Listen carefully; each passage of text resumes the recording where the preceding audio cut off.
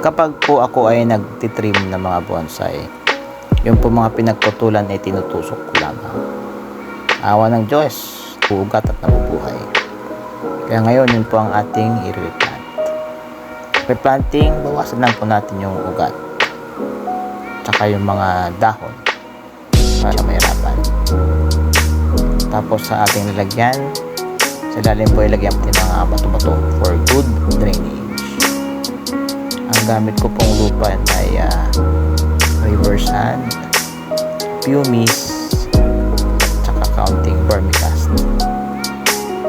Then i-try po natin, pwesto po natin ayon sa ating gusto. Matusukin para mawala yung mga air pockets. Ayan, tayo po ay magdidilig na. Mapansin nyo po pag maganda yung ating soil mix, lumalabas po agad yung tubig. Sabihin, maganda po ang ating drainage. Sa bonsai, ating tandaan, patience is a virtue.